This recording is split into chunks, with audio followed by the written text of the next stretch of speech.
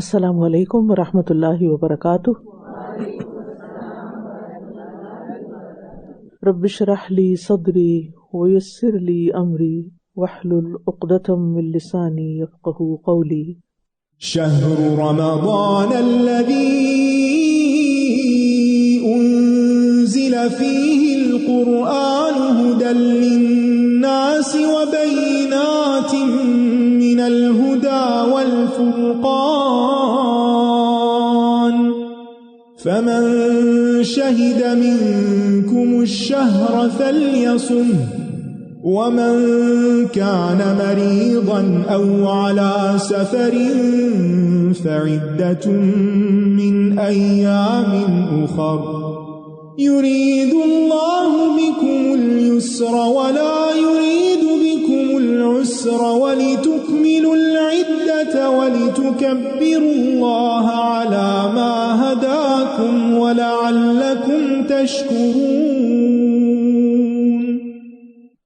وَلَعَلَّكُمْ تَشْكُرُونَ، تاکہ تم شکر ادا کرو اس نعمت پر جو اللہ نے تمہیں رمضان اور قرآن کی صورت میں عطا کی ہے، اور پھر جو اس میں تمہارے لیے آسانیاں رکھی ہیں، اور جو تمہیں اللہ نے حکم دیا ہے کرنے کو، اس کو پورا کرنے پر اللہ تعالیٰ کا شکر ادا کرو۔ شکر دل سے بھی ادا ہوتا ہے اور شکر زبان سے بھی ادا ہوتا ہے اور شکر عمل میں بھی ہوتا ہے۔ تو رمضان شکر کا مہینہ ہے جس میں ہم ساری عبادات کے علاوہ اللہ کا ذکر بھی کرتے ہیں، تو اس لیے اس کو شہر الذکر بھی کہا گیا ہے۔ بندہ مومن اللہ کے ذکر سے کبھی غافل نہیں ہوتا، ہر موقع پر اللہ کو یاد کرتا ہے، اور خاص طور پر رمضان میں جب روزے سے ہوتا ہے انسان، تو روزے کی جو کیفیت ہوتی ہے وہ بار بار اس کو اللہ سبحانہ وتعالیٰ کی یاد دلاتی ہے اور دل اللہ کی طرف مائل رہتا ہے۔ اس لیے اٹھتے بیٹھتے لیٹتے ہر حال میں اللہ کو یاد کرتے رہیں۔ الذین یذکرون اللہ قیاما وقعودا وعلی جنوبہم، اور یہ بات اللہ تعالیٰ عقل والوں کے بارے میں فرما رہے ہیں کہ عقل مند وہ لوگ ہیں جو یہ کام کرتے ہیں کہ کھڑے بیٹھے لیٹے ہر حال میں اللہ کو یاد کرتے رہتے ہیں۔ نبی صلی اللہ علیہ وسلم ہر حال میں اللہ تعالیٰ کا ذکر کرتے اور دوسروں کو بھی اس کی تاکید کرتے تھے۔ ایک شخص نے عرض کیا، یا رسول اللہ، اسلام کے احکام تو میرے لیے بہت ہیں، یہ بہت سارے کام ہیں کرنے کے، بس آپ مجھے ایسی بات بتائیے جس کو میں مضبوطی سے پکڑ لوں۔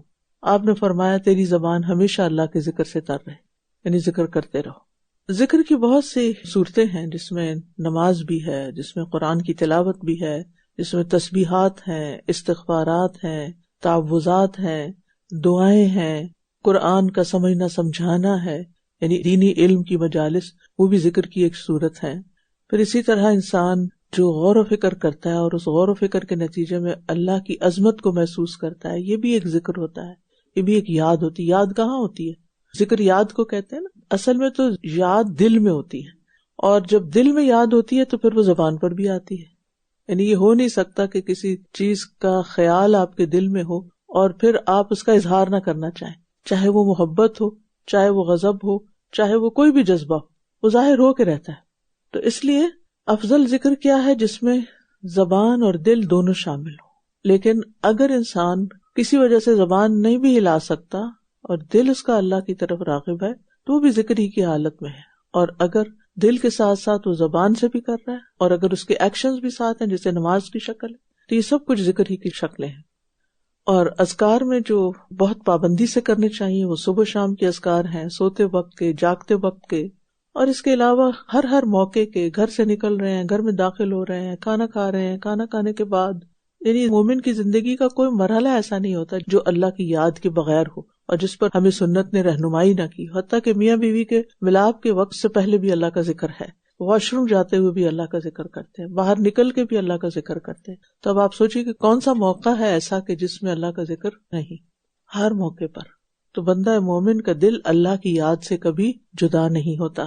اور اس میں پھر یہ کہ کئی اذکار کی فضیلتیں بھی بتائی گئی ہیں، جیسے تسبیحات ہیں، سبحان اللہ و بحمدہ، سبحان اللہ والحمد للہ ولا الہ الا اللہ واللہ اکبر، پھر سبحان اللہ و بحمدہ عدد خلقہ ورضا نفسہ وزنۃ عرشہ ومداد کلماتہ، پھر درود شریف ہے، پھر آیت کریمہ ہے، استغفار ہے، اور اس کے علاوہ بے شمار کارڈز ہیں جو مختلف مواقع کے متعلق آپ کو اذکار بتاتے ہیں۔ اور سب سے بڑھ کر یہ ہے کہ دعائیں ایپ جو ہے اس میں الحمدللہ شفا کی دعائیں بھی اللہ کا فضل ہے کہ اس میں شامل ہو گئی ہیں۔ یعنی اگر کسی کے پاس کتاب نہیں بھی ہے یا کسی موقع پر کتاب نہیں اور ایپ آپ نے ڈاؤن لوڈ کی ہوئی ہے، آپ کسی مریض کے پاس ہاسپٹل میں ہیں، گھر میں ہیں، تو آپ فوراً ایپ پر جائیے اور اس میں جو بکس ہیں ان کو کلک کیجیے، کیونکہ بائی ڈیفالٹ جو ہے وہ تو اذکار ویسے ہی آتے ہیں لیکن بکس کو کلک کرنا پڑتا ہے. تو کلک کریں گے تو ساری بکس جو اس میں ڈالی ہوئی ہیں اس میں شفا کی دعائیں سب سے اینڈ پر ہیں، تو وہاں سے بھی دیکھ کے آپ پڑھ سکتے ہیں انشاءاللہ تعالی. تو اللہ تعالیٰ سے دعا ہے کہ اللہ تعالیٰ ہمیں ہر حال میں ذکر کرنے والوں میں شامل رکھے اور کبھی ہم اس سے غافل نہ ہو، کیونکہ والذاکرین اللہ کثیرا والذاکرات اعد اللہ لہم مغفرۃ واجرا عظیما. بہت زیادہ اللہ کا ذکر کرنے والے مرد اور عورتیں، اللہ نے ان کے لیے بخشش اور اجر عظیم کا وعدہ کیا ہے، اس کو تیار کر رکھا ہے. اور اس لیے آپ گھر کے کام کاج کرتے ہوئے بھی اور واک کرتے ہوئے اور اٹھتے بیٹھتے اللہ کا ذکر کرتے رہیں. آج ہم سورۃ یوسف ہی کو کنٹینیو کریں گے. آج کی آیات کا آغاز ہو رہا ہے آیت نمبر 43 سے، اور اپنی نیت کی تجدید کر لیں کہ یا اللہ ہم جو کچھ پڑھیں وہ ہمارے لیے فائدہ مند ہو، ہمارے عمل میں آئے اور ہماری زندگی کا حصہ بنے، اور آخرت میں بھی ہمارے لیے شفاعت کا ذریعہ بنے. اور اس قرآن کے ذریعے اللہ تعالیٰ ہمیں اپنے مقبول اور محبوب بندوں میں شامل کر لے اور تمام برائیوں اور فتنوں سے ہماری حفاظت فرمائے، اور ہمارے دین، ایمان، جان، مال، عزت اور آبرو کی ہر طرح سے حفاظت فرمائے. آمین. وقال الملك إني أرى 7 بقرات سمان يأكلهن 7 عجاف و7 سنبلات خضر وأخر يابسات يا أيها الملأ أفتوني في رؤياي إن كنتم للرؤيا تعبرون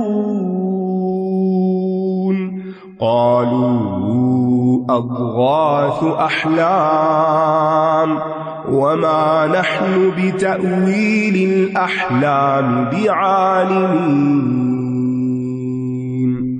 وقال الذي نجا منهما وادكر بعد أمة أنا أنبئكم بتأويله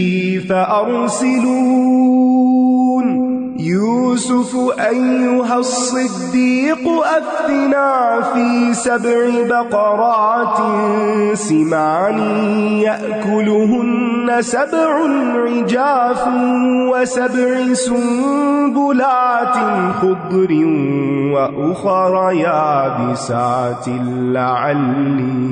لعلي أرجع إلى الناس لعلهم يعلمون.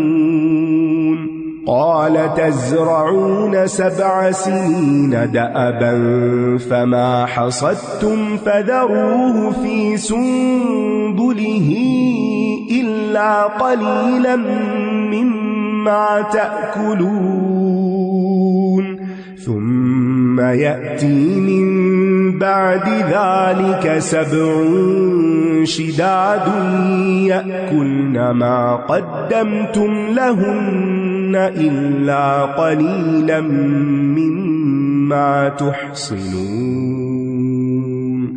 ثم يأتي من بعد ذلك عام فيه يغاث الناس وفيه يعصرون. اور بادشاہ نے کہا کہ میں خواب میں دیکھتا ہوں کہ 7 موٹی گائیں ہیں جنہیں 7 دبلی گائیں کھا رہی ہیں، اور 7 سرسبز بالیاں ہیں اور کچھ دوسری خشک ہیں. اے اہل دربار، مجھے میرے خواب کے بارے میں کچھ بتاؤ اگر تم خواب کی تعبیر کر سکتے ہو. اللہ سبحانہ وتعالیٰ جب کسی کام کا ارادہ کرتا ہے تو اس کے اسباب مہیا کر دیتا ہے. مصر کے بادشاہ کا یہ خواب اللہ تعالیٰ کی تقدیر میں یوسف علیہ السلام کی قید سے عزت و تکریم کے ساتھ رہائی کا سبب تھا. اس خواب نے شاہ مصر کو بہت خوف زدہ کر دیا، پریشان کر دیا، لہٰذا اس نے اپنے علم تعبیر کے تمام ماہروں اور سرداروں کو جمع کر کے خواب سنایا اور تعبیر کی فرمائش کی، لیکن کوئی بھی تعبیر نہ کر سکا. بات یہ ہے کہ چاہے خواب ہوں، چاہے ہمارے خیالات ہوں یا سوچے ہوں، یہ سب بھی اللہ تعالیٰ کی تدبیر کے تحت کام کرتے ہیں. اللہ مدبر ہے نا، ہمارا رب مدبر ہے نا، خالق مالک مدبر. تو مدبر وہ ہوتا ہے جو تدبیر کرتا ہے. تو اللہ تعالیٰ کی تدبیر صرف بادلوں اور بارش برسانے اور لوگوں کو رزق پہنچانے کی حد تک نہیں، بلکہ وہ اللطیف بھی ہے، باریک بین بھی ہے. چھوٹی سے چھوٹی چیز ذرہ ذرہ اس کی تدبیر کے تحت کام کر رہا ہے، حتیٰ کہ ہمارے خیالات بھی اور ہمارے خواب بھی. جب اللہ تعالیٰ نے یوسف علیہ السلام کے لیے رہائی کا فیصلہ کیا تو بادشاہ کو خواب دکھا دیا. رات ہے، اندھیرا ہے، سناٹا ہے، سب سو رہے ہیں، سوتے ہوئے اللہ کی تدبیر کام کر رہی ہے. اور وہ کیا دیکھ رہا ہے؟ اپنے ملک کا فیوچر دیکھ رہا ہے، اور اس سے خود یوسف علیہ السلام کا مستقبل بدل جاتا ہے، ان کے حالات بدل جاتے ہیں. خواب کس کو آ رہا ہے اور راہیں کس کے لیے ہموار کی جا رہی ہیں؟ اللہ کی تدبیر دیکھیے. اللہ کی تدبیر جیسے کام کرتی ہے ویسے کوئی اور چیز نہیں. انہوں نے کہا یہ تو پریشان خواب ہیں اور ہم ایسے خوابوں کی تعبیر جاننے والے نہیں، ہمیں نہیں معلوم. اب دیکھیے کہ بڑی بے باکی اور بے ادبی کا جواب تھا یہ. حاکم وقت آپ سے سوال کر رہا ہے اور جاہل اس بات کو کہنے میں کوئی عار محسوس نہیں کر رہا کہ یہ تو ایسے ادھر ادھر کے خیالات ہیں. تو بات یہ کہ جس شخص کے پاس علم نہیں ہوتا اس کے پاس ادب بھی نہیں ہوتا. اور ان دونوں میں سے جو شخص رہا ہوا تھا اسے ایک مدت بعد یاد آیا، کہنے لگا ذرا تم مجھے قید خانے تک تو بھیجو، میں تمہیں اس کی تعبیر بتاتا ہوں. یوسف اے بہت ہی سچے انسان، ہمیں خواب کی تعبیر بتاؤ کہ 7 موٹی گائیں ہیں جنہیں 7 دبلی گائیں کھا رہی ہیں، اور 7 سرسبز بالیاں ہیں اور کچھ دوسری خشک ہیں، تاکہ میں لوگوں کی طرف تعبیر لے کر لوٹوں تاکہ وہ جان لیں. اب یہاں ہم دیکھتے ہیں کہ وہ جو بادشاہ کے درباری ہیں وہ کس طرح بات کرتے ہیں، اور یہاں ایک قید سے رہا ہونے والا جس کا کچھ وقت یوسف علیہ السلام کے ساتھ گزرا تھا وہ آ کر کتنے ادب سے بات کرتا ہے، کیونکہ یہ رہا ہونے سے پہلے اپنے خواب کی تعبیر لے چکا تھا اور اس نے اعتراف کیا تھا کہ انا نراک من المحسنین، ہم تجھے محسن دیکھتے ہیں. لہذا اس کا ادب دیکھیے. یوسف ایھا الصدیق، یعنی کس طرح وہ بلاتا ہے، کیسے وہ ادب سے بات کرتا ہے. تو بعض شراب پلانے والے لوگ علماء کے ساتھ، انبیاء کے ساتھ، دین والوں کے ساتھ بہت ادب کا معاملہ کرتے ہیں، جتنا ان کے بعض طالب علم بھی نہیں کرتے جو ان سے براہ راست سیکھ رہے ہوتے ہیں، جنہوں نے ساری زندگی ان سے فیض اٹھایا ہوتا ہے، وہ ادب کرنا بھول جاتے ہیں. تو جو کرتا ہے وہ دراصل اپنے ہی لیے کرتا ہے. اگر کوئی کسی کا ادب احترام نہیں کرتا تو اس سے دوسرے کی عزت میں کوئی کمی نہیں آتی، خود وہ انسان محروم رہتا ہے بہت ساری خیر سے.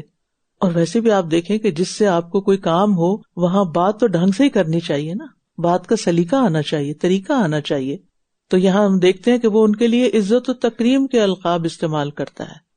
اس نے کہا تم 7 سال تک متواتر کھیتی باڑی کرو گے، تعبیر بتا دی. جو تم کاٹو اسے اس کی بالیوں ہی میں چھوڑ دینا، سوائے اس قلیل مقدار کے جو تم کھاؤ گے. سبحان اللہ، صرف تعبیر نہیں بتائی، مشکل کا حل بھی بتایا. صرف یہ نہیں بتایا کہ میرا تو بس اتنا کام تھا کہ میں نے آپ کو بتا دیا کہ یہ ہے تعبیر، اب تم جانو، تمہارا کام جانے، اب تو تمہیں خود فیصلے کرنے اپنے. نہیں، جس انسان کے پاس خیر کی جو بات ہوتی ہے اگر وہ اس کو آگے کر دیتا ہے تو اس خیر کے کام میں اس کا بھی حصہ پڑ جاتا ہے، اور اگر وہ اس کی زحمت نہیں کرتا تو خود محروم رہتا ہے. یعنی بعض اوقات ہم سمجھتے ہیں کہ یہ ہماری جورسڈکشن میں نہیں، یا یہ میری ذمہ داری نہیں، لیکن سمجھ آ رہا ہوتا ہے کہ اس کام میں بہتر طریقہ کیا ہے، کیسے کیا جا سکتا ہے. تو جب بھی آپ کے پاس اللہ کی دی ہوئی کوئی صلاحیت ہو، کوئی سوچ ہو، اللہ نے آپ کے اوپر کوئی خیر الہام کی ہو، کوئی علم کی بات، کوئی حکمت کی بات، کوئی بصیرت آپ کو اللہ نے دی ہو، تو اس کو آگے شیئر کرنے سے بخل نہ کریں، اور یہ نہ کہیں کہ مجھے اس میں تکلیف اٹھانی پڑے گی. تو یہ پیغمبرانہ فراست تھی، اللہ تعالیٰ کا دیا ہوا علم تھا، اور اسی خیر خواہی کی وجہ سے اللہ نے آپ کو پھر آگے بلندیاں عطا کی.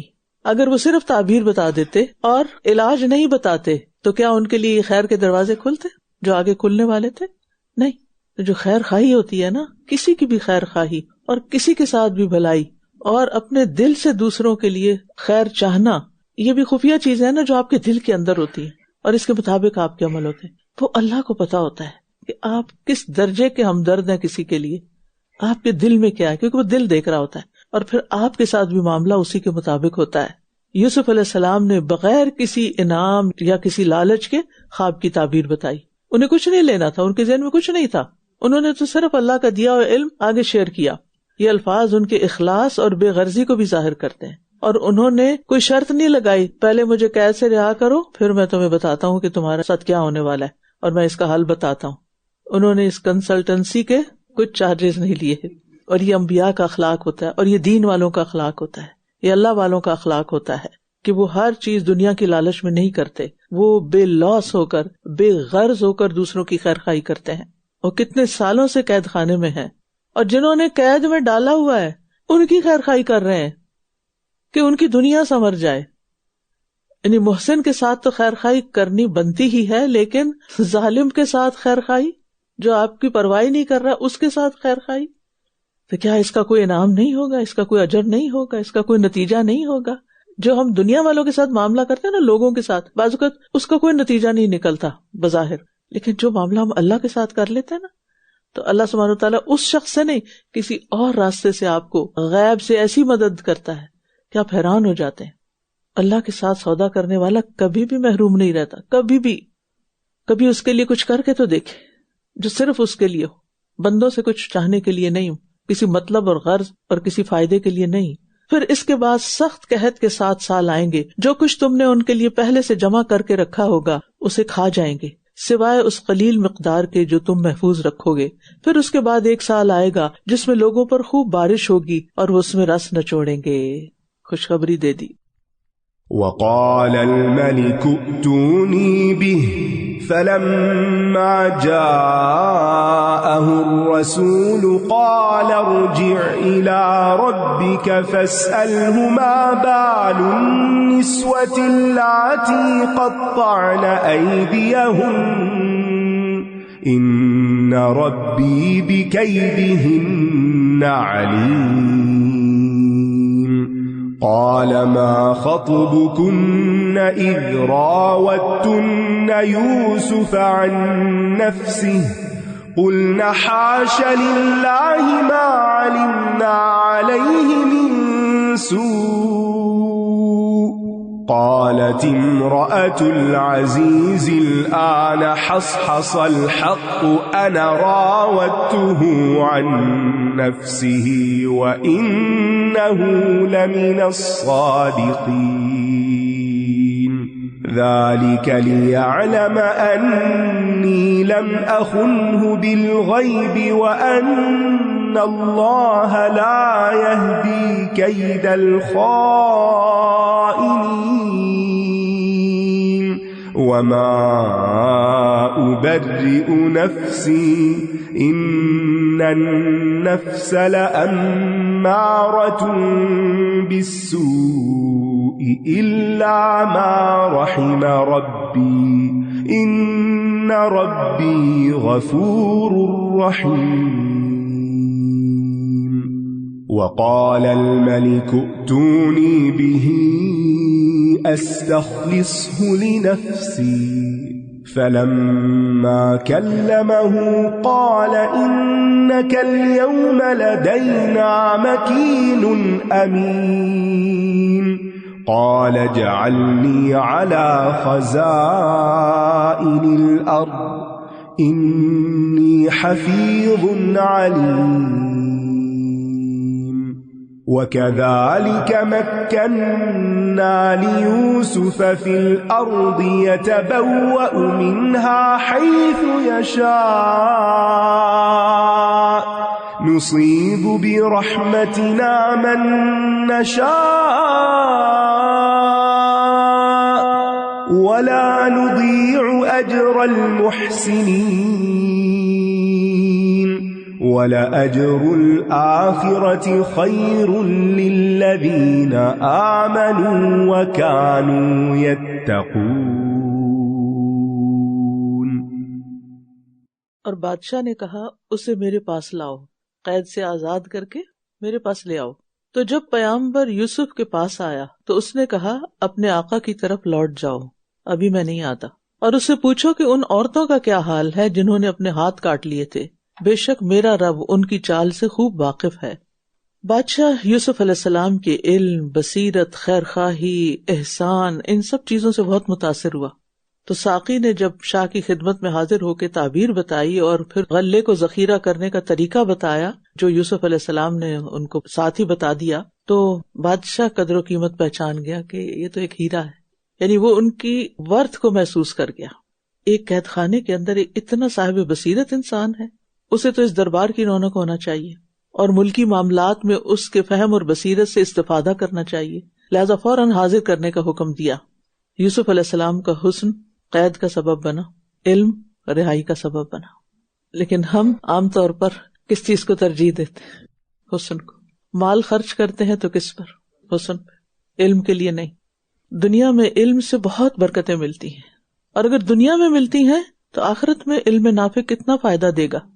اور پھر آپ دیکھیے کہ یوسف علیہ السلام کی پاک دامنی اور ان کا صبر اور تقوی، رسول اللہ صلی اللہ علیہ وسلم فرماتے ہیں اگر میں اتنی مدت قید خانے میں رہتا جتنی مدت یوسف علیہ السلام رہے، پھر میرے پاس کوئی بلانے والا آتا تو میں ضرور اس کی دعوت قبول کر لیتا، یعنی فوراً نکل کے جاتا۔ لیکن یوسف علیہ السلام نے پہلے کیا چاہا کہ ان کو کلیئرنس ملے کہ ان کے اندر کسی قسم کی کوئی ایسی خرابی نہیں تھی جس کے الزام میں انہیں جیل میں ڈالا گیا۔ پھر آپ دیکھیں کہ یوسف علیہ السلام کی شرافت اور اپنے محسن کی عزت کا خیال، وہ کہتے ہیں کہ ان عورتوں کا کیا حال ہے، یہ نہیں کہا کہ وہ عزیز مصر کی بیوی کا کیا حال ہے، ان کے گھر میں رہے تھے، پھر الگ سے نام نہیں لیا۔ ان عورتوں کا کیا حال ہے جنہوں نے اپنے ہاتھ کاٹ لیے تھے، عزیز مصر کی بیوی نے تو نہیں کاٹے تھے نا، تو غلطی تو اس کی تھی۔ اب علماء یہ کہتے ہیں کہ عورتوں نے جو ہاتھ کاٹے تھے یہ بھی ایک چال تھی۔ وہ چال کیا تھی؟ یوسف علیہ السلام کو متوجہ کرنے کی کوشش۔ یعنی بعض اوقات لوگ کیا کرتے ہیں، اپنے رسٹ کاٹ لیتے ہیں، یعنی یہ سائیکالوجی سمجھ نہیں آتی کہ کچھ بچے اپنے ہاتھ کاٹ لیتے ہیں، کہیں خون نکالتے ہیں اپنا، کس لیے، کیوں کرتے ہیں ایسا؟ اٹینشن لینے کے لیے۔ تو ان میں سے ہر ایک فریفتہ ہوگی اور وہ اٹینشن لینے لگی، اور یہ کہ میری طرف یوسف توجہ کرے۔ تو جب یوسف علیہ السلام نے یہ حال دیکھا تو انہوں نے کہا کہ بہتر ہے میں قید خانے میں چلا جاؤں، میں ان عورتوں کے فتنے سے کیسے بچ سکتا ہوں۔ پہلے ایک تھی اور اب اتنی ساری جمع ہو گئی۔ اس نے کہا اے عورتوں تمہارا کیا معاملہ تھا؟ بادشاہ نے ان سے پوچھا۔ جب تم نے یوسف کو اس کے نفس سے پھسلانا چاہا تھا، تم نے پھسلانا چاہا تھا، یا چال پتہ چل گئی نا کہ چال تھی، یہ کاٹا جو تھا یہ پھسلانے کے لیے کاٹا تھا۔ وہ کہنے لگی اللہ کی پناہ ہم اس میں کوئی برائی نہیں جانتی، یعنی اس کا کوئی قصور نہیں تھا۔ عزیز کی بیوی کہنے لگی اب تو حق ظاہر ہو گیا ہے، یعنی حقیقت سامنے آ گئی ہے، میں نے ہی اسے اس کے نفس سے پھسلانا چاہا تھا اور بے شک وہ سچوں میں سے ہے۔ بات یہ ہے کہ کسی پہ کیا گیا ظلم ہو یا کسی پہ باندھا گیا بہتان ہو، اس کو جتنا بھی چھپا لے اللہ تعالیٰ ظاہر کر دیتا ہے۔ وقت لگتا ہے لیکن سچائی سامنے آتی ہے، اس لیے انسان کو صبر کرنا چاہیے اگر کبھی بھی زندگی میں کسی پر جھوٹا الزام لگے۔ اور پھر اللہ سبحانہ وتعالیٰ نے کس طرح یوسف علیہ السلام کے علم اور معرفت اور ان کی حکمت اور ان سب چیزوں کو لوگوں کے سامنے ظاہر کر دیا۔ اور پھر یہ کہ یوسف علیہ السلام کو اتنے مواقع جو حاصل تھے، انہوں نے صرف اللہ کے خوف سے کسی کی طرف نگاہ اٹھا کے نہیں دیکھا۔ تو جو شخص اللہ کے لیے گناہ چھوڑتا ہے اللہ تعالیٰ اسے اس کا بہترین بدلہ عطا کرتا ہے۔ یہ اس لیے تاکہ عزیز جان لے کہ میں نے اس کی عدم موجودگی میں اس سے خیانت نہیں کی تھی، یعنی اپنے محسن کے ساتھ خیانت نہیں کی تھی، اور بے شک اللہ خیانت کرنے والوں کی چال کو کامیابی کی راہ نہیں دکھاتا۔ جو رب سے محبت کرتا ہے نا، وہ تنہائیوں میں بھی رب سے خیانت نہیں کرتا، وہ اس وقت بھی خیانت نہیں کرتا جب خیانت کے سارے مواقع اسے حاصل ہوں۔ اور پھر آپ دیکھیے کہ تقویٰ کا انجام کتنا بہترین ہوتا ہے۔ آپ دیکھیے اس وقت ہماری یوتھ جس ماحول میں رہتی، ہر طرف فتنہ ہے، ایسے میں جو اپنی نگاہیں جھکا کے رکھتے ہیں اور جو برائی کی کھلی دعوت سے اپنا دامن بچا لیتے ہیں، وہ دنیا میں بھی کامیاب ہوتے ہیں۔ اور اس قسم کے کلچر میں جہاں اس میں سے کوئی چیز نہ گناہ شمار ہوتی ہو، نہ کوئی رکاوٹ ہو، انسان اپنے آپ کو 100 طرح کے دلیلیں دے سکتا ہے اپنے آپ کو مطمئن کرنے کے لیے، کسی بھی غلط راہ پہ چلنے کے لیے۔ لیکن جو اللہ سے ڈرتا ہے اس کے لیے کوئی بھی ماحول ہو، کہیں بھی ہو۔ کیا یوسف علیہ السلام کے ارد گرد صحبت صالح تھی؟ نہیں، کچھ بھی نہیں تھا، اللہ کا تقویٰ ساتھ تھا۔ تو جب اللہ کا تقویٰ ساتھ ہوتا ہے تو نو میٹر واٹ آپ کسی بھی ماحول میں رہیں، اللہ آپ کو بچاتا ہے۔ لیکن اگر اللہ کا تقویٰ نہیں نا، تو پرہیزگاروں کے بیچ میں بھی آپ کوئی خرابی کا راستہ نکال لیں گے۔ اور پھر یہ ہے کہ وَأَنَّ اللَّهَ لَا يَهْدِي كَيْدَ الْخَائِنِينَ، ہر سازش اور خیانت اپنے کرنے والے کی طرف پلٹتی ہے۔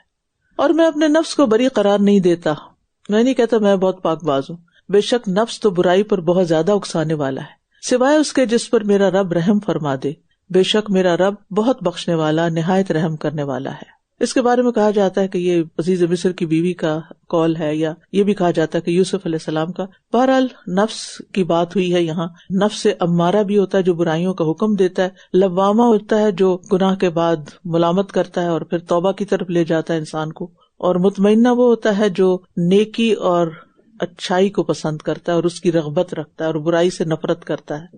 اور نیکی اس انسان کی فطرت، عادت اور پہچان بن جاتی ہے. پھر تو بات یہاں یہ ہو رہی ہے کہ نفس کی سرکشی سے اللہ کی مہربانی ہی بچا سکتی ہے. نفس شیطان کی سواری ہے جس کے ذریعے وہ انسان کے اندر داخل ہوتا ہے. حق میں کڑواہٹ بھی ہوتی ہے اور باطل میں کچھ مٹھاس ہوتی ہے، جبکہ نفس میں خواہشات ہوتی ہیں تو وہ پھر باطل کی طرف لپک جاتی ہیں.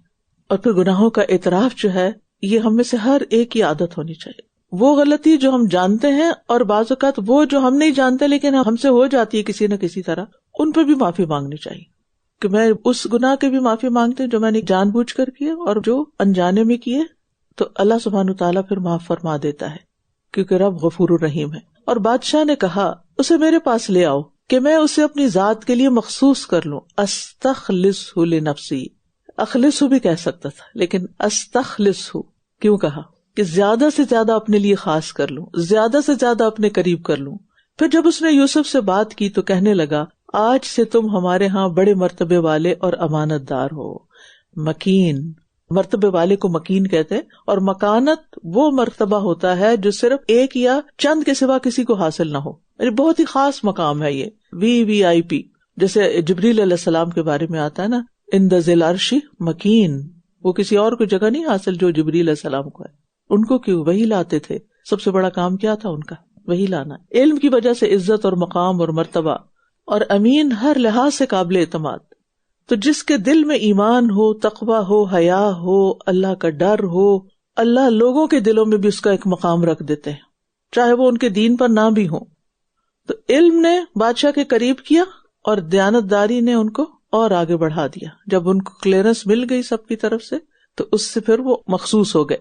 اور اس سے ہمیں بھی یہ سبق ملتا ہے کہ جو جس کا اہل ہو اسے اس کے مقام پر رکھا جائے. یعنی بڑوں کا ایک مقام ہوتا ہے، چھوٹوں کا اپنا ہوتا ہے، علم والوں کا اپنا ہوتا ہے. تو جو ایسا کرتا ہے وہ انصاف سے کام لیتا ہے اور اس کو نفس مطمئنہ حاصل ہوتا ہے کیونکہ اس نے ہر چیز اپنی جگہ رکھ دی. جیسے آپ اپنے کچن میں ہوتے ہیں، آپ کو سکون کب آتا ہے؟ اگر آپ ایک اچھی آرگنائزر ہے، جب ہر چیز اپنی جگہ پر ہو. ایسا ہی ہے نا. اور اگر کوئی چیز بھی ادھر سے ادھر ہو جائے تو آپ ڈسٹرب ہو جاتے ہیں. تو اسی طرح جو انسان جس کو پہچانتا ہے کہ اس کا یہ مقام ہے اور اس کو وہ مقام دیتا ہے، وہ نفس مطمئنہ والا شخص ہوتا ہے کہ میں نے کسی کے ساتھ زیادتی نہیں کی، میں نے انصاف سے کام لی. کوئی اپنا ہو پرایا ہو، جو اہل ہے اس اہل کو اس کا مقام دے دیا جائے، چاہے وہ آپ کو پسند ہے یا نہیں پسند، جو ڈیزرو کرتا ہے، جو میرٹ پر ہے. یوسف نے کہا مجھے آپ اس زمین کے خزانوں پر مقرر کر دیجئے کیونکہ میں بہت حفاظت کرنے والا، خوب علم رکھنے والا ہوں. تو یہ مخصوص حالات تھے نا، قوم کو ایک بڑی مشکل پیش آنے والی تھی تو یوسف علیہ السلام نے اپنی سروسز آفر کر دی.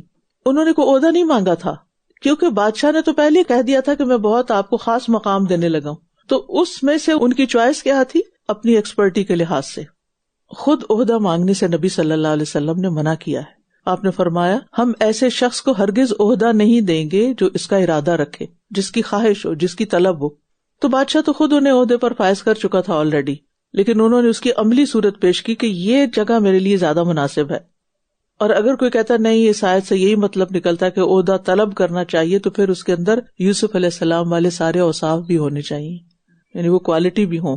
کیونکہ عہدوں کا شوق تو سب کو ہوتا ہے کہ اس کے اندر بھی ایک بڑی لذت ہوتی ہے، عزت ہوتی ہے، لیکن پھر اس کو انسان ڈیزرو بھی کرتا ہے، اس کے اندر وہ قابلیت اور اخلاق بھی ہو. کیونکہ جو عہدے طلب کرنا ہے نا، یہ اپنے آپ کو خود آزمائش میں ڈالنا ہے، لیکن ضرورت کے تحت اپنی صلاحیتیں بتانے میں اور استعمال کرنے میں اور معاملات کو اچھا کرنے میں کوئی حرج بھی نہیں ہے. کیونکہ اصلاح جو ہوتی ہے جتنے لوگوں کے فائدے کی ہوتی ہے وہ سب اجر کا باعث بنتی ہے. یعنی اگر حکومت قابل لوگوں کے پاس ہو، امانت دار لوگوں کے پاس ہو، تو اس کا فائدہ اس عہدے والے کو ہوتا ہے یا عوام کو ہوتا ہے؟ صرف عوام نہیں، ساری مخلوق کو ہو جاتا ہے. کیونکہ وہ ایسے قانون بناتا ہے کہ جس سے جانوروں کا بھی تحفظ ہوتا ہے اور جس سے پانی کے اندر مچھلیوں کا بھی تحفظ ہوتا ہے، اور وہ پھر سب کے خیر اور بھلائی کا بن جاتا ہے. اس کی نظر وسیع ہوتی ہے، وہ سب کے فائدے کا سوچتا ہے. تو اس لیے اگر آپ اپنے آپ کو کسی کام کے قابل سمجھتے ہو والنٹیئر کرنے کے لیے یا کوئی بھی سروسز اپنی دینے کے لیے، تو اس میں پہلے اپنی نیت درست کر لیں، پھر انصاف سے دیکھیں کہ ہاں واقعی آپ کمٹمنٹ نبھا سکتے ہیں، پھر اپنے آپ کو آفر کر دیں. اللہ نے ہر ایک کو کوئی نہ کوئی صلاحیت دی ہوتی ہے، ان صلاحیتوں کو استعمال کیے بغیر مر جانا، ساتھ قبر میں لے جانا، یہ اپنے ساتھ زیادتی ہے.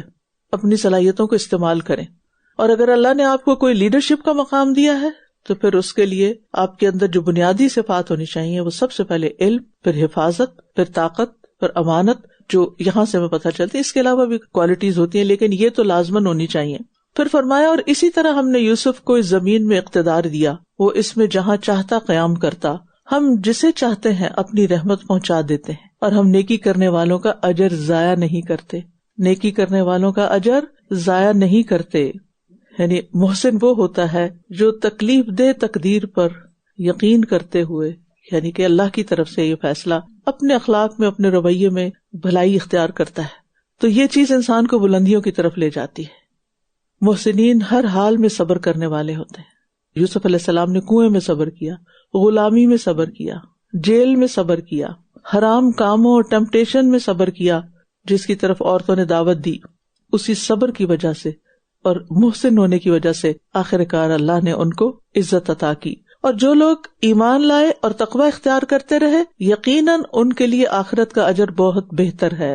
यानी मोमिन और मुत्तकी के लिए दुनिया में भी अच्छा बदला है उसके एहसानात का, और आखिरत में भी बहुत अच्छा बदला है। वला अजरुल आखिरती खैर।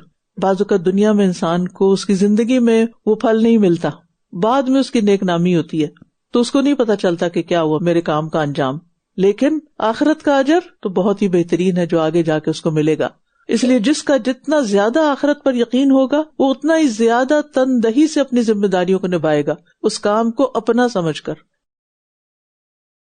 वजाअ इख्वतु यूसुफ फदखलू अलैहि फअरफहुम वहुम लहू मुनकिरून वलम्मा जहज़हुम बिजहाज़िहिम क़ाल अतूनी बिअख़िन लकुम मिन अबीकुम अला तरौन अन्नी ऊफ़िल कैल व अना खैरुल मुन्ज़िलीन फ़इन लम तअतूनी बिही फला कैल लकुम इन्दी वला तक़रबून क़ालू सनुराविदु अन्हु अबाहु व इन्ना लफ़ाዒलून वक़ाल लिफ़ित्यानिहि इजअलू बिज़ाअतहुम फ़ी रिहालिहिम लअल्लहुम यअरिफ़ूनहा इज़ा इंक़लबू इला अहलिहिम लअल्लहुम यरजिऊन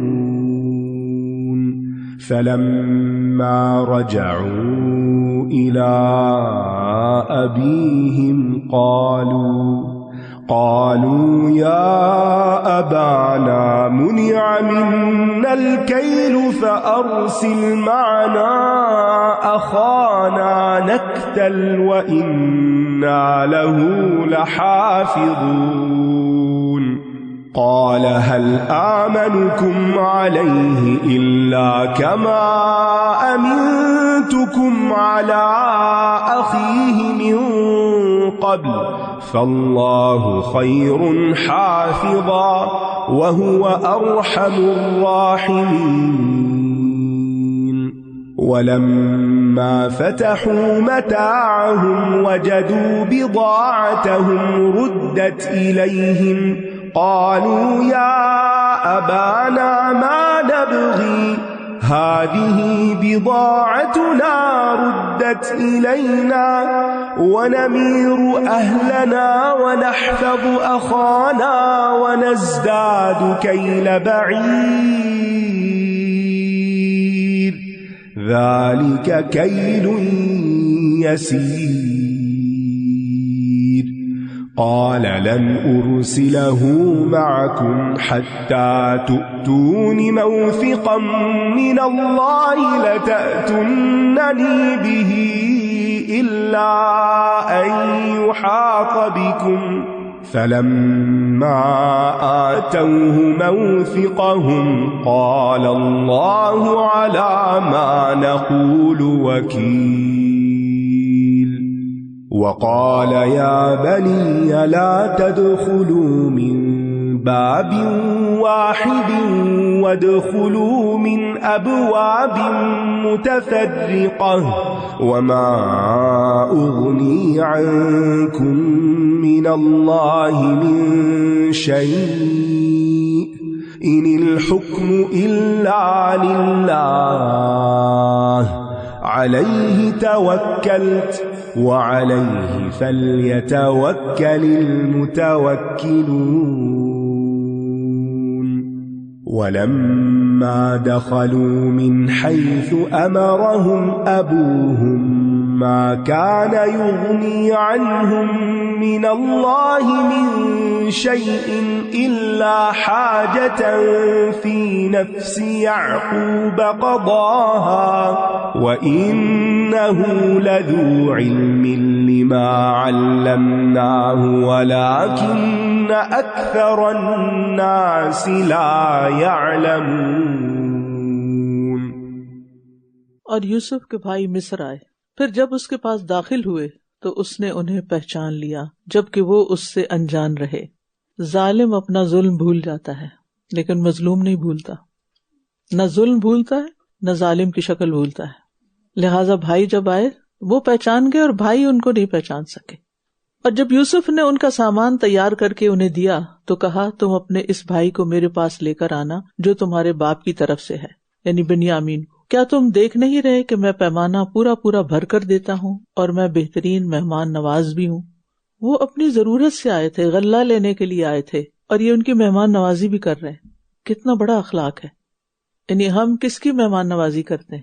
جو ہمارا کوئی جاننے والا ہو، جو جتنا پیارا ہو بس اس کا ہم خیال رکھیں گے. اور اگر کوئی اجنبی آ گیا اور اگر کوئی ضرورت مند آ گیا، کوئی قرضہ لینے آ گیا تو اس تو پانی کا گلاس بھی نہیں پوچھیں گے، ہم کہیں گے کہ یہ تو بس اپنے کام سے آیا تھا.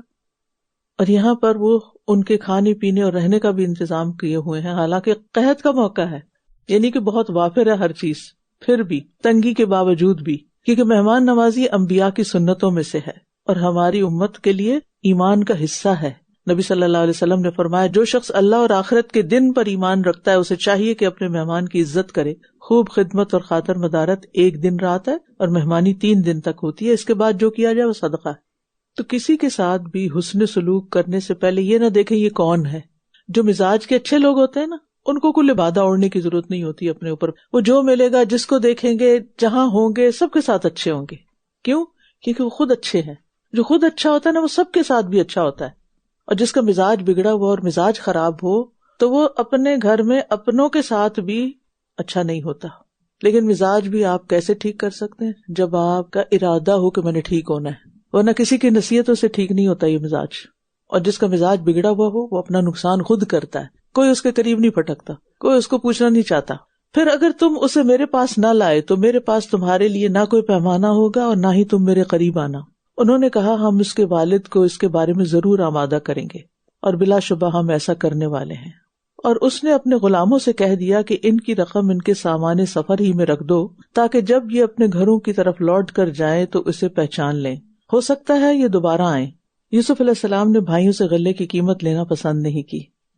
اور بعض مفسرین کہتے ہیں کہ رقم کی واپسی سے ان کا دوسرا مقصد یا سیکنڈ لیئر یہ تھی کہ وہ بھائیوں سے غلے کی قیمت لینا پسند نہیں کر رہے تھے کہ اپنوں سے کیا قیمت لینی.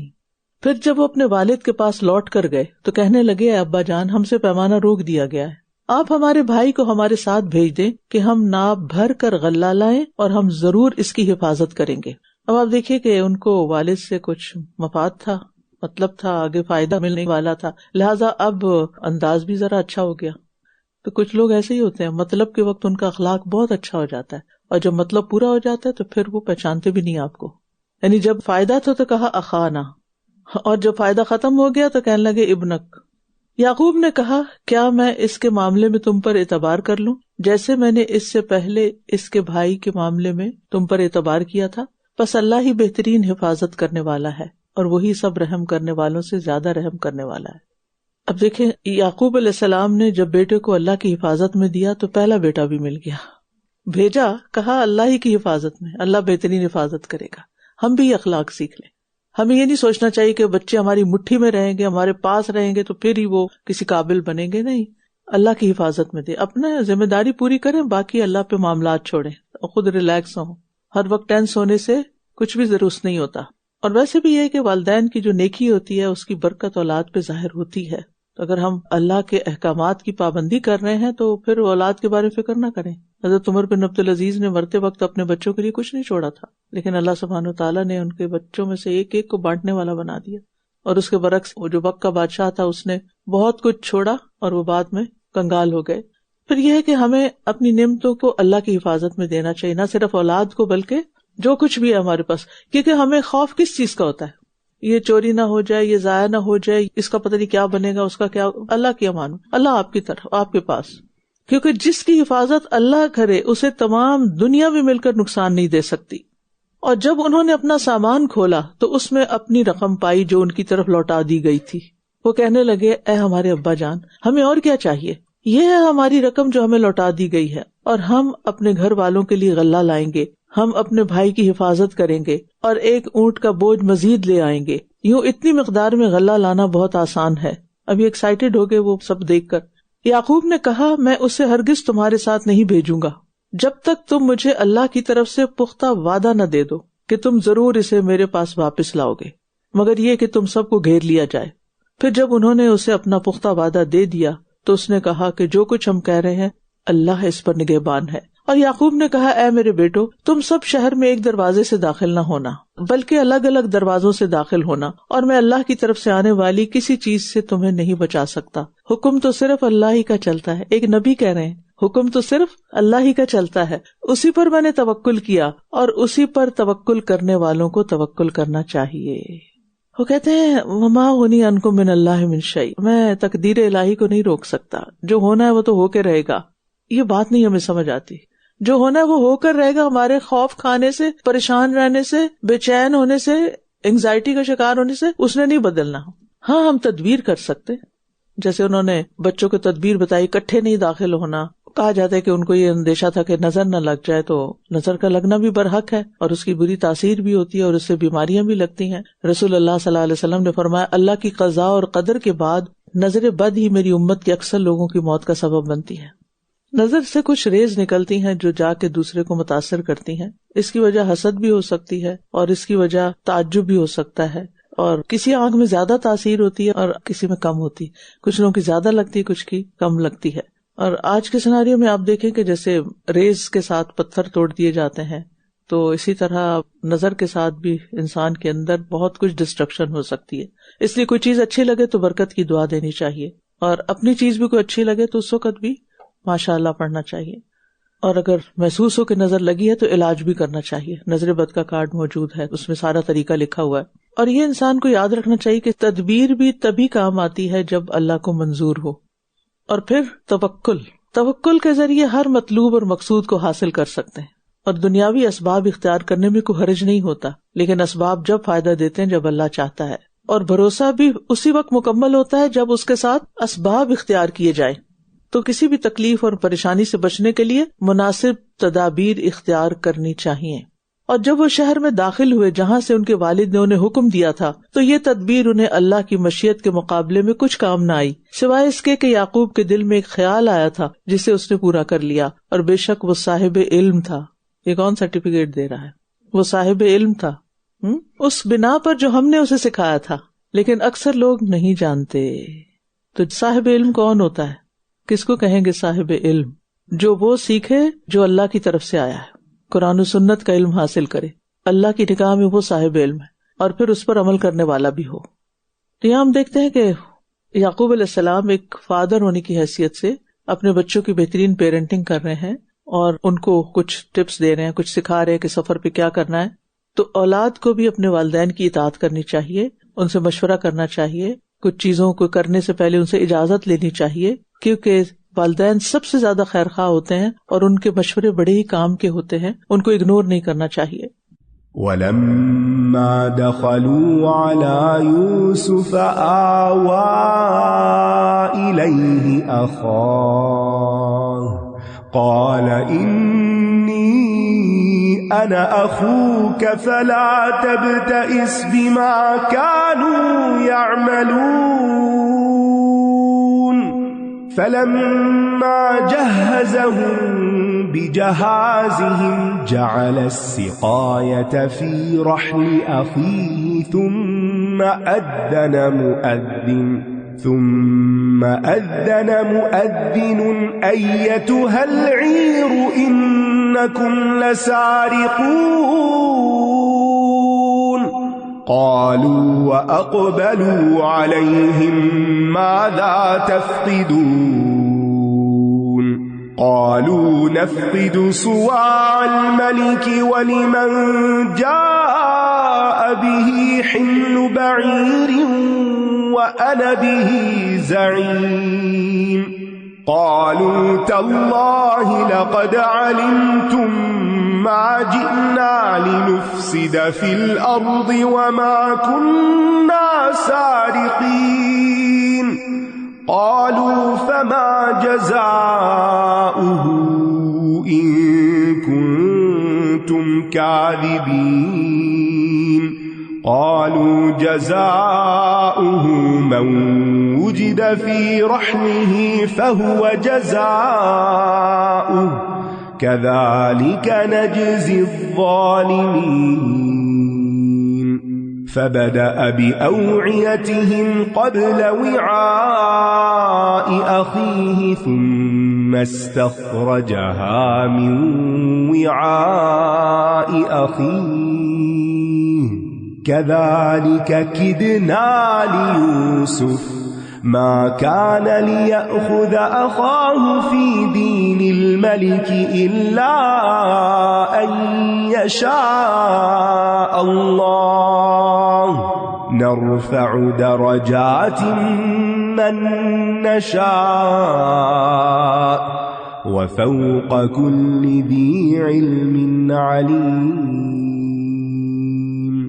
قالوا إن يسرق فقد سرق أخ له من قبل فأسرها يوسف في نفسه ولم يبدها لهم قال أنتم شر مكانا والله أعلم بما تصفون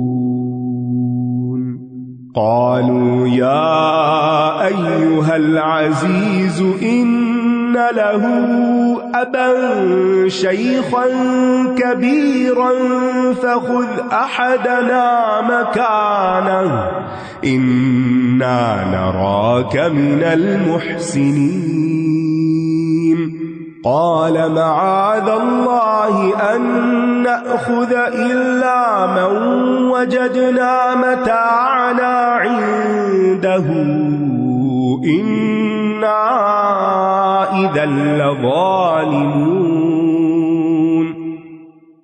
اور جب وہ سب یوسف کے پاس داخل ہوئے تو اس نے اپنے بھائی کو اپنے پاس جگہ دی. کہا میں تیرا بھائی ہوں، بس جو کچھ یہ کرتے رہے ہیں تو اس پر رنج نہ کرنا. مشکلات پر صبر کرنے والوں کی تقدیر انسان کی آنکھوں کی ٹھنڈک بنتی ہے.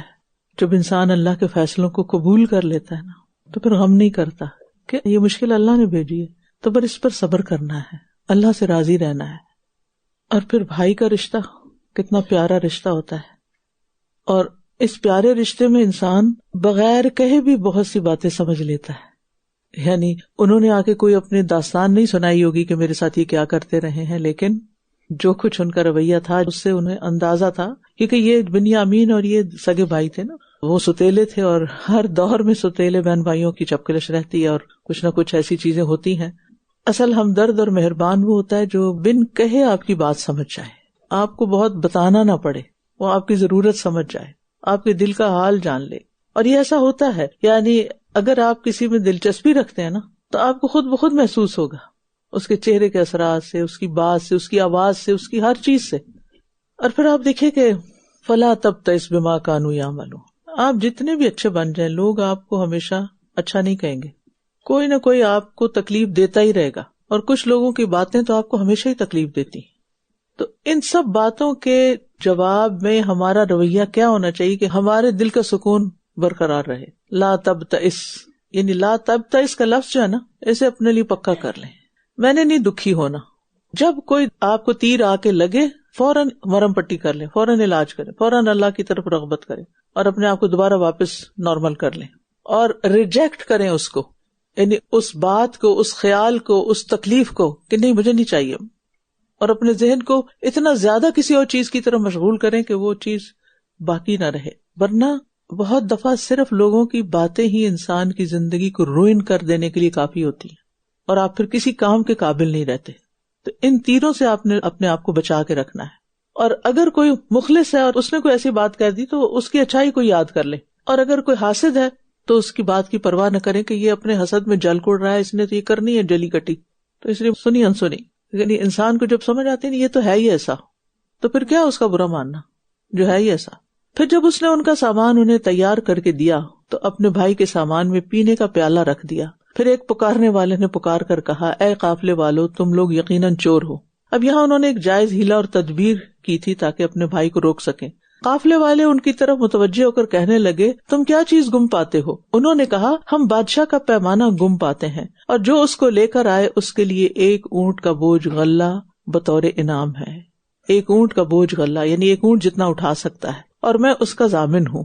انہوں نے کہا، اللہ کی قسم، بے شک تم جانتے ہو کہ ہم اس سرزمین میں فساد کی غرض سے نہیں آئے اور نہ ہی ہم چور تھے. یعنی یعقوب علیہ السلام کے بیٹے جو تھے بہرحال ایک نبی کے بیٹے تھے اور ان کے اندر خیانت نہیں تھی، چوری نہیں تھی.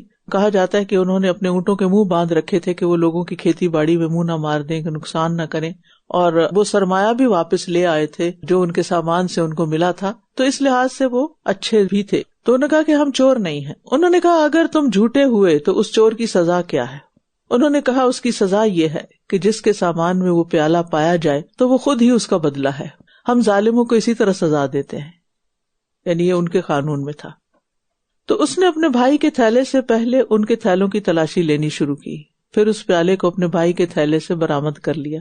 اس طرح ہم نے یہ تدبیر یوسف کے لیے کی، یعنی اللہ نے یہ اعلان کیا تھا کہ یہ طریقہ اختیار کرو، ورنہ وہ بادشاہ کے قانون کے مطابق اپنے بھائی کو اپنے پاس روک نہیں سکتا تھا، مگر یہ کہ اللہ ہی چاہتا.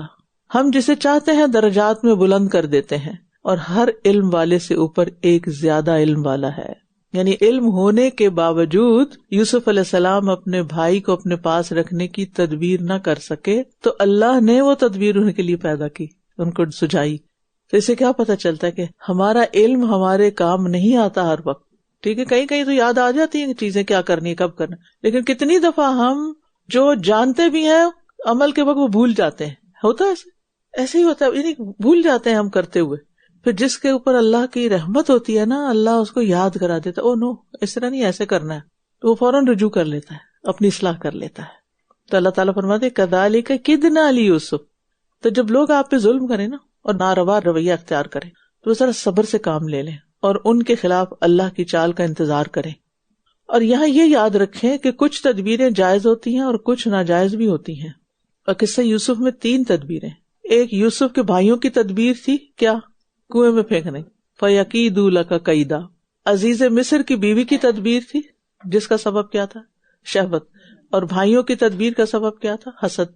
ایک یوسف علیہ السلام کی تدبیر تھی کذالک کدنا لیوسف، جو اللہ کی طرف سے ان کو سجائی کی تھی، اس کا مقصد کیا تھا؟ خاندان کو اکٹھا کر سکیں.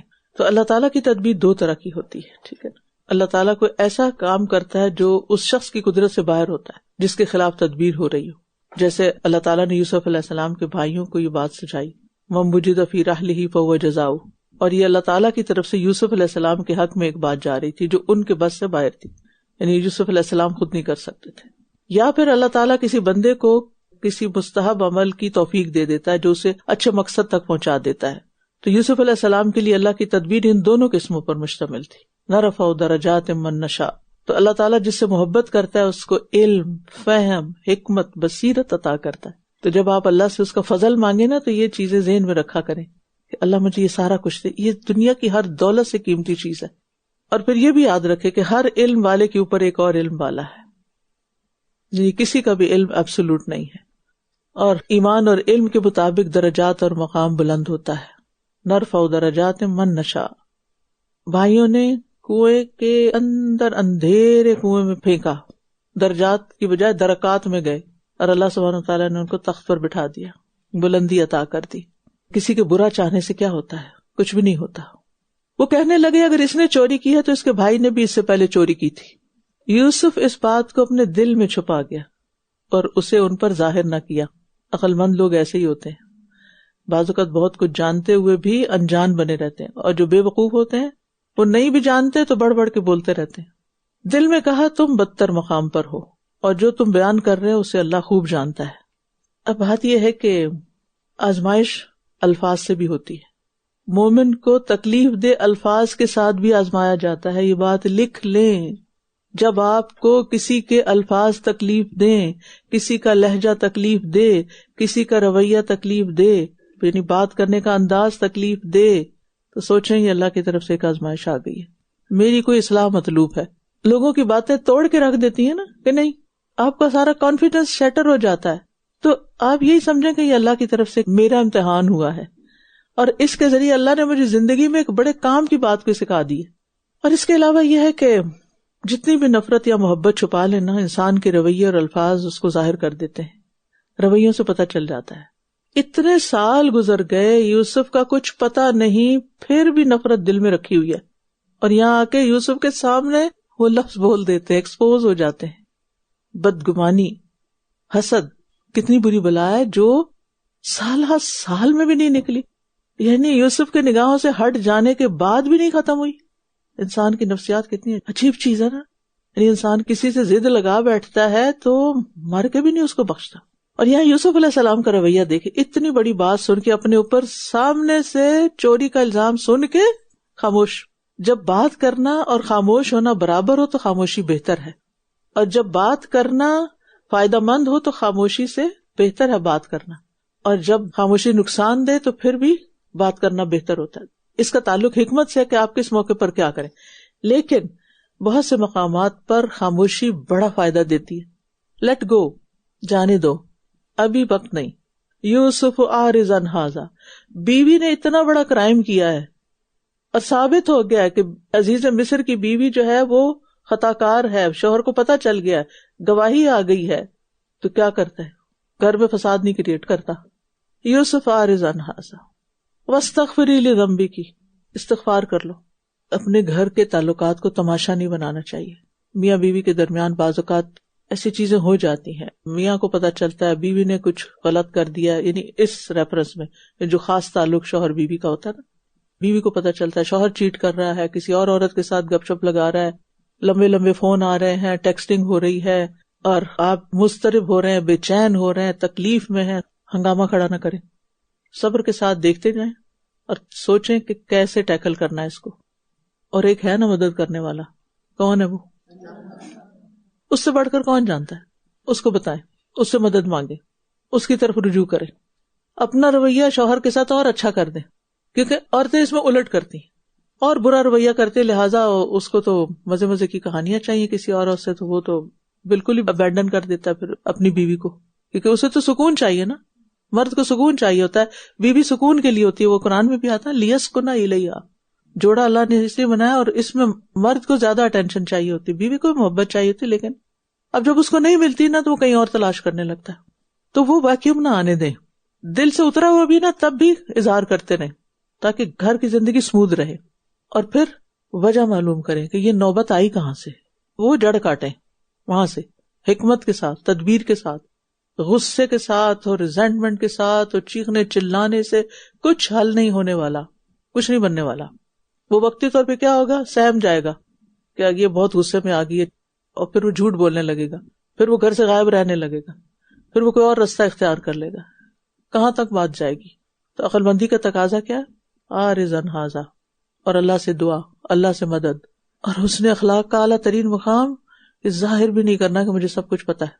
ریسنٹلی ایک خاتون بہت ہی نیک، بہت ہی اچھی، بہت قابل، ان کے ساتھ اسی طرح کا ایک مسئلہ بہت تکلیف دے، مجھ سے ایڈوائس لی. یہ جو اس وقت میں دے رہی ہوں نا آپ کو ایڈوائس، یہی میں نے ان کو دی. اور وہ مسلسل کرب سے گزر رہی ہیں، لیکن مختلف طریقے اختیار کر رہی ہیں کہ وہ جو شیطان نے پکڑ لیا نا شوہر کو، اب اس سے چھڑانا ہے، اور اس کے لیے بڑی طاقت چاہیے. شوہر کو بے راہ روی سے نکال کے راہ راست پر لانے کے لیے بڑی محنت لگتی ہے، اور جو یہ قربانی کرتا ہے وہ ولی اللہ ہی ہوتا ہے پھر، کیونکہ اس کے لیے بڑا صبر چاہیے ہوتا ہے. اور جتنا فتنہ ہے باہر، تو ایسی باتیں ہر دوسرے گھر کی کہانی ملے گی. جب اللہ کی حدیں توڑتے ہیں، جب اتنی اوپن فری سوسائٹی ہے اور آپ نے خود سلیکٹ کیا رہنا یہاں، تو پھر یہ چیزیں تو نظر آئیں گی. اور یہ صرف یہاں نہیں، دنیا میں ہر جگہ یہ فساد ہے. تو اس لیے جہاں بات کرنا اور خاموش رہنا برابر ہو جائے، خاموشی زیادہ بہتر ہے. اور بعض اوقات ظالم کا معاملہ اللہ کے حوالے کرنا پڑتا ہے. اللہ تو سنبھال اس کو، تو ہدایت دے اس کو، اور خود خاموش رہنا پڑتا ہے، بد اخلاقی پہ نہ اترے. پچھلے گناہوں پر جو تان و تشنیع ہوتی ہے نا، یہ گھٹیا اخلاق والوں کا کام ہوتا ہے. وہ فلاں دن تم نے یہ کیا تھا نا، شادی کے دن تم نے مجھے کھانا بھی نہیں پوچھا، اور تمہاری ماں نے یہ کر دیا اور فلانا کر دیا، اور پتہ نہیں کیا کیا گٹھڑی رکھی ہوئی ہوتی ہے، کھول کھول کے اس میں سے پھینکتے رہتے ہیں وقتاً فوقتاً. ایسی باتوں سے کچھ سدھرا، کچھ حل ہوا، کچھ فائدہ ہوا؟ کچھ بھی نہیں. تو عظیم اخلاق والے اور برے اخلاق والے لوگوں کے درمیان یہ فرق ہوتا ہے. الماضی لا یذکر، ماضی کو نہیں یاد کرتے، ماضی کا تانا نہ دیں. جو ہو گیا سو ہو گیا، وہ پیچھے کا اللہ بھی معاف کر دیتا، آپ بھی نکال دیں، ہو گیا نا، اب اس کو پلٹا تو نہیں سکتے. یعنی وہ بھائی تو خود چور تھے جنہوں نے یوسف علیہ السلام کو باپ سے چرا کے ایک طرح سے کنویں میں پھینک دیا تھا. اور یوسف علیہ السلام کے اندر اتنی بردباری اور صبر، جس کو یہ مل جائے اس کو تو سب کچھ مل جاتا ہے. جو شخص اللہ سے جتنا مضبوط تعلق رکھتا ہے، اس کے لیے لوگوں کی باتیں سننا آسان ہو جاتا ہے. اس کو زیادہ فرق نہیں پڑتا کون کیا کہہ رہا ہے، وہ ان باتوں کو زیادہ اہمیت نہیں دیتا. اور جو سیلف سینٹرڈ ہوتا ہے، میں کوئی ہو کون جو مجھے کچھ کہے، اس کے لیے چھوٹی سی بات بھی بڑی مصیبت ہوتی ہے. وہ پہاڑ آ گرتا ہے اس کے سر پہ اور اس سے نکل نہیں پاتا. تو ان مصیبتوں سے نکلنے کے لیے اللہ سے تعلق مضبوط کر لیں، اسٹرانگ ہو جائیں. یہ ہے اصل ویمن امپاورمنٹ. وہ کہنے لگے، اے عزیز، اس کا باپ بہت بوڑھا آدمی ہے، لہٰذا اس کی جگہ آپ ہم میں سے کسی ایک کو رکھ لیں، بے شک ہم تو آپ کو احسان کرنے والوں میں سے سمجھتے ہیں. یعنی یوسف علیہ السلام کو پھینکتے وقت بوڑھے باپ کے دل پہ رحم نہیں آیا، اور اب بوڑھے باپ کو حوالہ دیا جا رہا ہے. کیا مطلبی لوگ ہوتے ہیں نا، کہ جب کہیں سے فائدہ حاصل کر رہا ہو تو میں فلاں کا بیٹا ہوں، نام لے لیں گے، ریفرنس دے دیں گے، فائدے اٹھا لیں گے، لیکن جب آپ کی خدمت کا وقت آئے تو غائب ہو جائیں گے.